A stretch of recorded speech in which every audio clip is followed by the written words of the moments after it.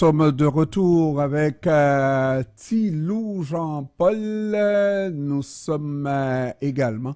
Alors là, je suis surpris. Je ne vois même pas. Est-ce que c'est qui est là, monsieur? On sonne à la porte. Qui est là? Oui? Ah, Parce ah, que son micro est fermé. Étienne, le micro est fermé. ah, ah. Ah, me revoilà. Comment ça va, Étienne, côté Paluc? Ça va bien, il fait toujours aussi chaud à Port-au-Prince. Toujours aussi, mais pas aussi beau que dans Ah, Port-au-Prince d'autrefois. non, ben bon, l'ambiance dans les rues peut-être, mais le soleil est toujours au rendez-vous. Ah oui, oui, oui, oui, oui, on paye pas cher pour le soleil.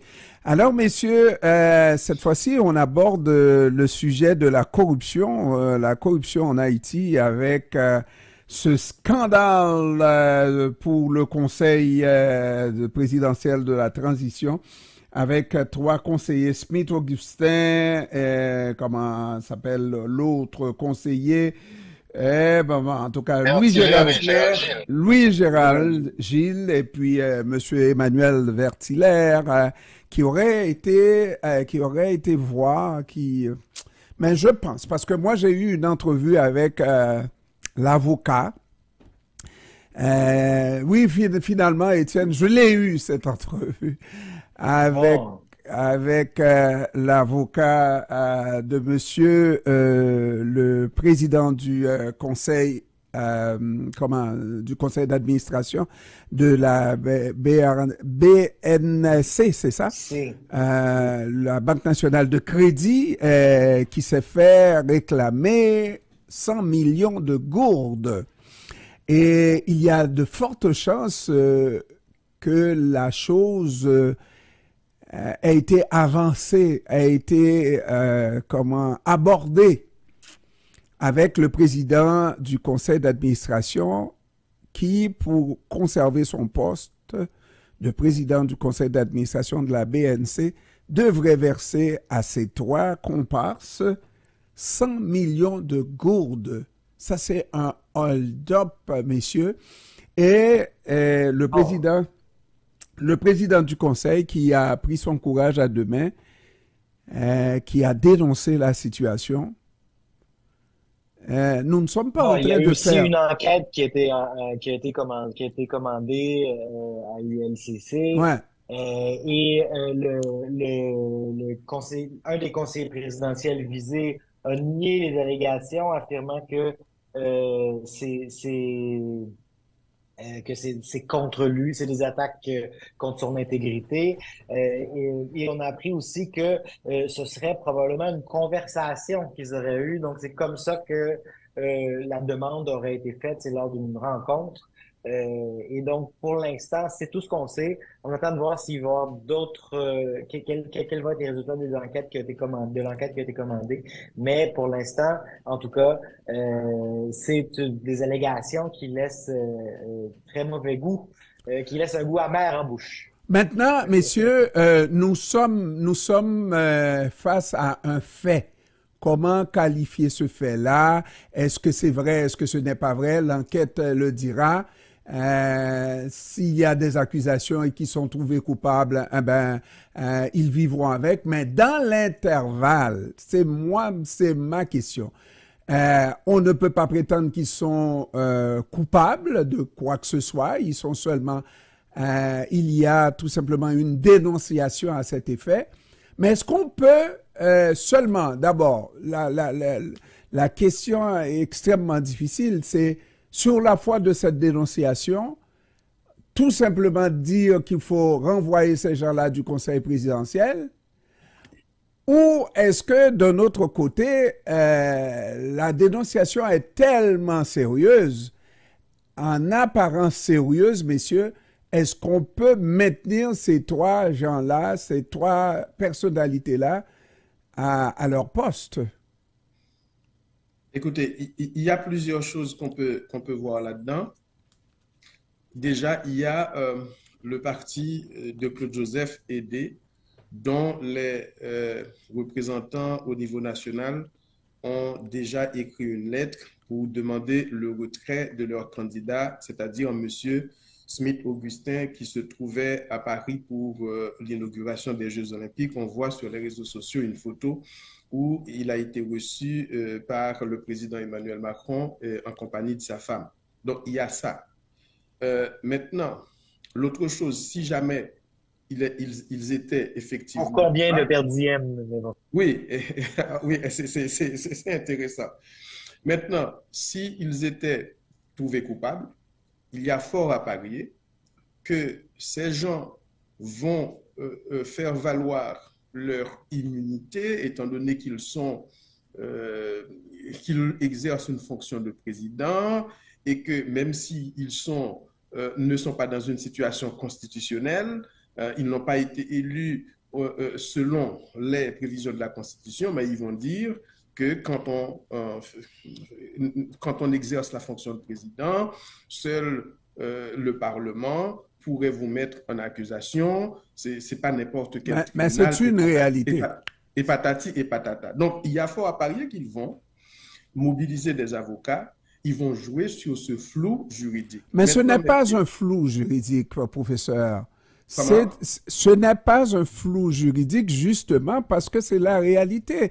Très hauts fonctionnaires de l'État, seul un tribunal spécial composé des deux branches du Parlement. Pourquoi je parle de flou juridique, Maître Pierre? Et là, je suis marche sur votre plate-bande.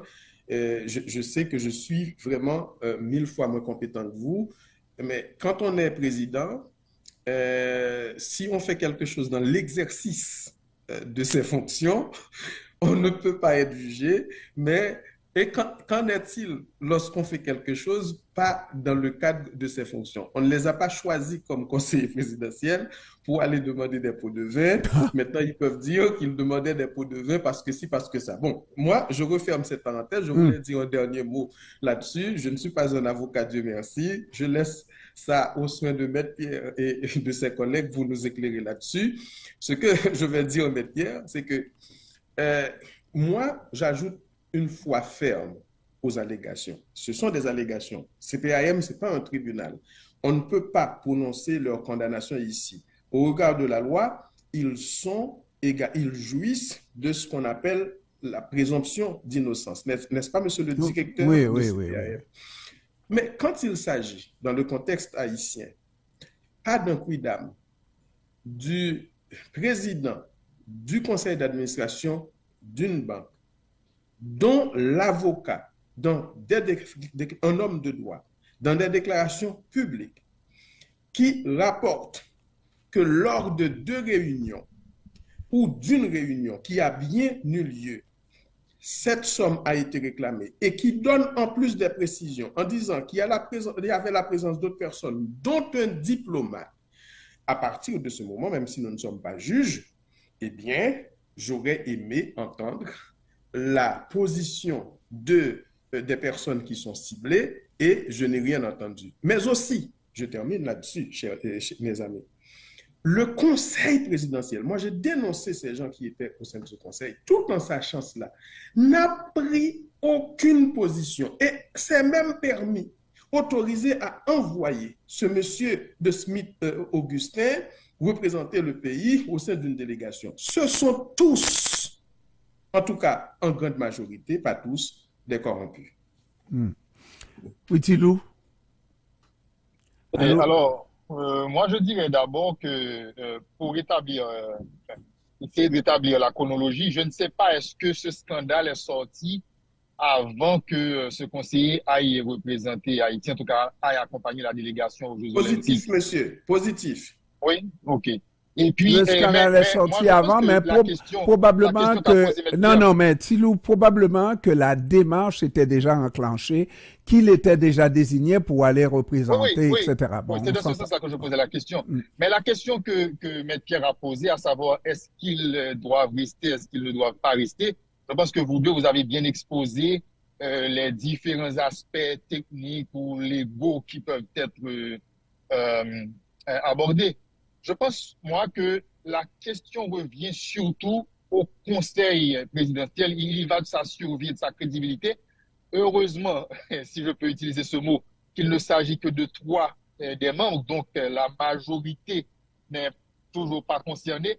Donc c'est à cette majorité, je pense, de se positionner et évidemment la position de sagesse serait de les écarter, ne serait-ce que temporairement, le temps d'une enquête et de savoir ce qu'il en est de tout ça. J'ajouterais par rapport à les allégations, est-ce que pour l'instant on peut faire foi ou non, j'ajouterais quand même un élément, non pas le moindre, cette lettre qui a été écrite par le président du Conseil et le Premier ministre. Enfin, il semblerait qu'il ait d'abord dit au Premier ministre, voilà ce qu'il en était. Le Premier ministre lui a demandé d'écrire que ça soit une correspondance formelle et il l'a fait, les copies circulent sur les réseaux sociaux, il l'a fait avec accusé de réception. Donc je pense que c'est quelque chose de vraiment extrêmement sérieux et à ne pas du tout prendre à la légère. On ne peut pas prendre une chose comme ça à la légère.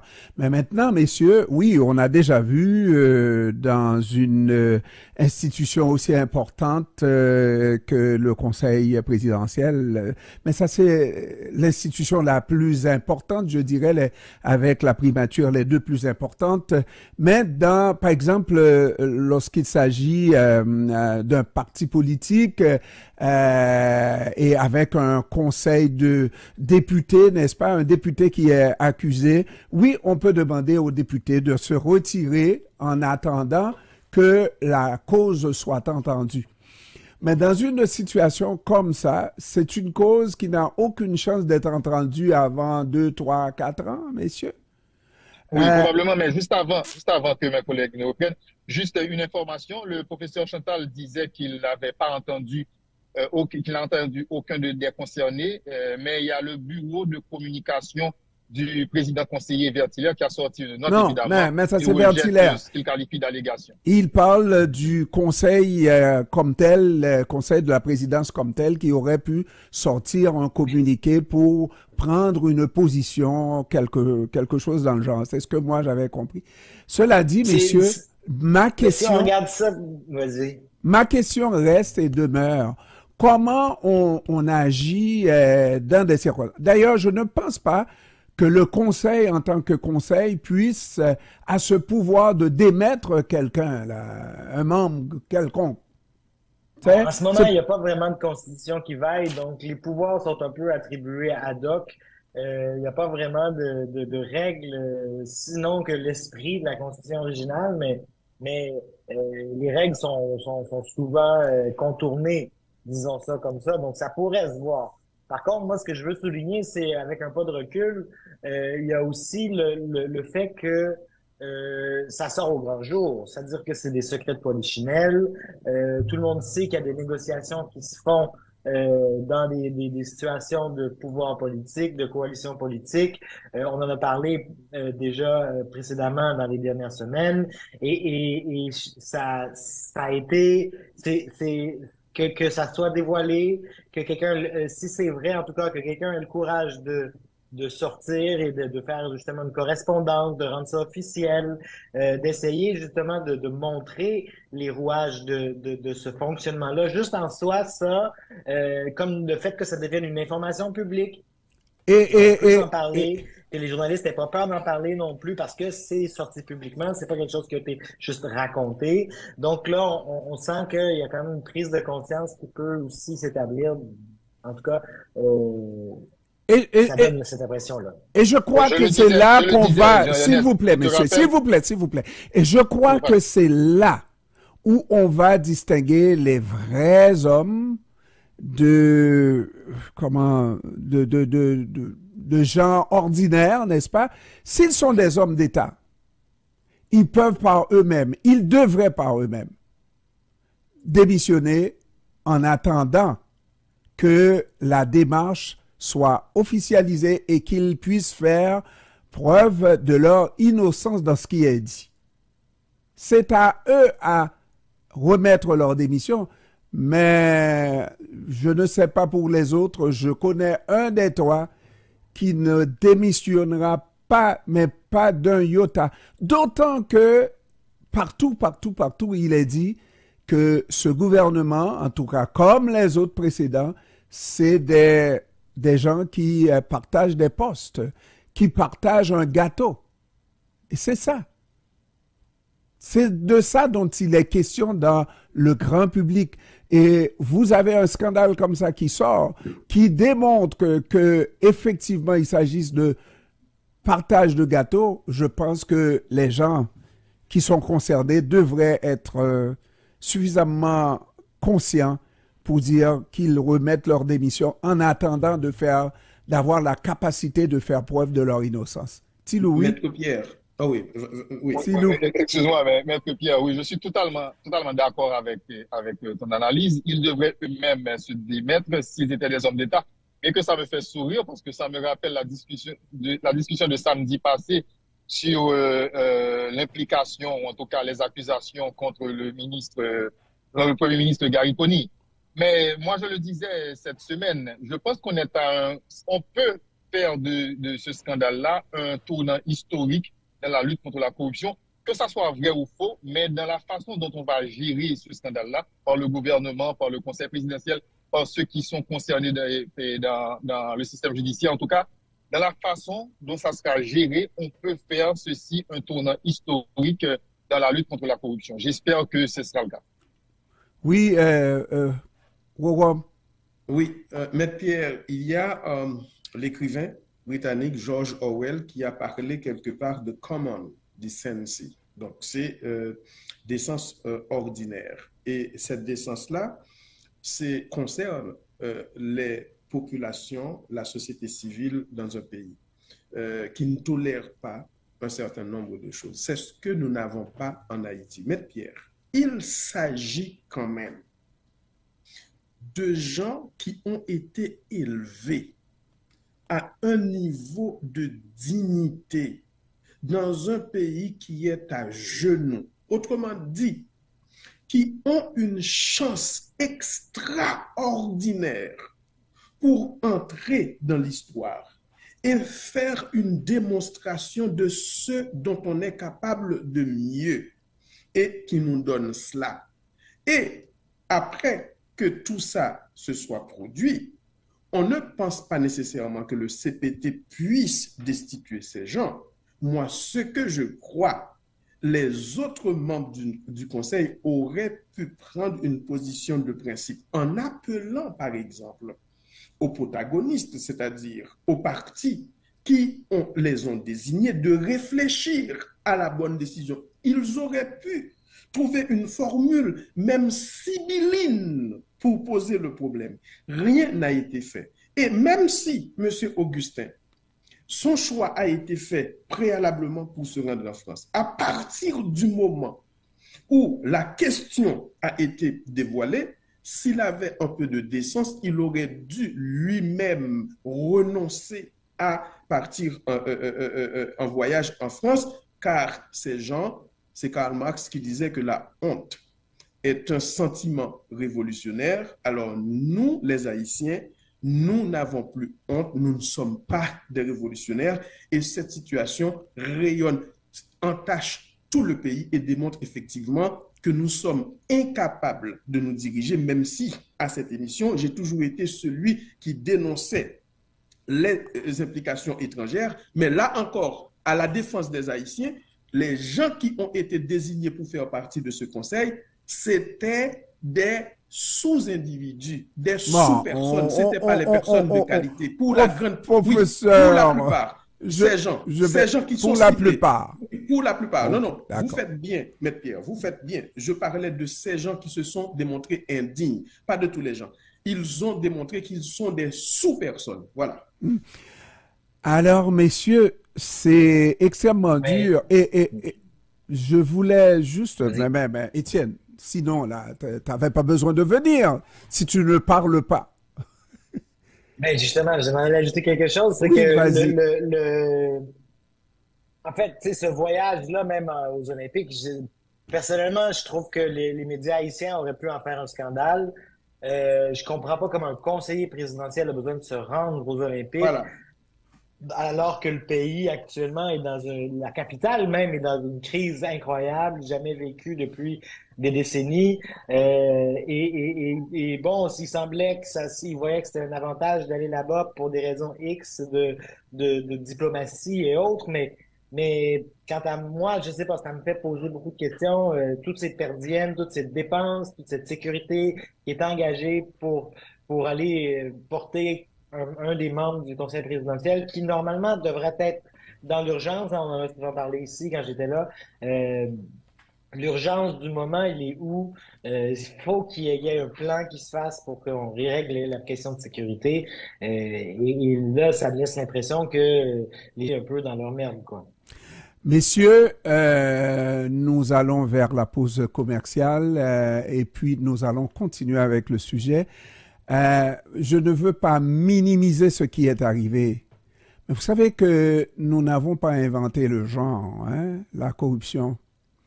Au moment où on se parle, il y a un corrompu israélien qui est littéralement à la tête du pays d'Israël, n'est-ce pas, qui est invité au Parlement américain à faire des discours et il essaye de jouer là-dessus, de surfer sur le poste qu'il occupe, n'est-ce pas, pour éviter d'aller en prison. Parce qu'il y a un système de justice fonctionnel dans son pays. On va dire fonctionnel rapidement dans son pays. Mais là où vous n'avez vraiment pas de système de justice, où les politiciens ont tout fait pour mettre le système de justice à leur service, donc le système est totalement à terre, c'est encore pire. C'est encore pire. Mais je vous dis que c'est le point qu'on abordera après la pause. C'est une situation de corruption généralisée. Et tout à l'heure, j'ai entendu dire que peut-être on devrait se servir du fait que peut-être la première fois que quelqu'un se fait aborder comme ça pour payer pour occuper un poste dans le pays, et cette personne-là a pris son courage à 2, à 3, à 4 mains, je ne sais pas, et a dénoncé cette situation. Ok, des exemples. Est-ce qu'il ne faudrait pas continuer parce que le Premier ministre, je sais que mon ami Rorom Chantal nous dira peut-être que c'est un règlement de compte, c'est possible aussi. Je ne dis pas ce que tu as dit, Rorom, mais je dis peut-être que tu vas le dire, mais le Premier ministre a contribué à faire sortir le scandale. Mais c'est le Premier ministre aussi.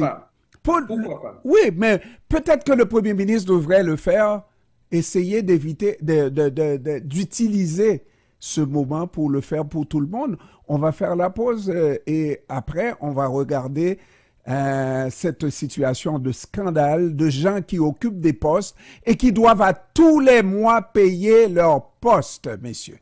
C'est ça la corruption en Haïti.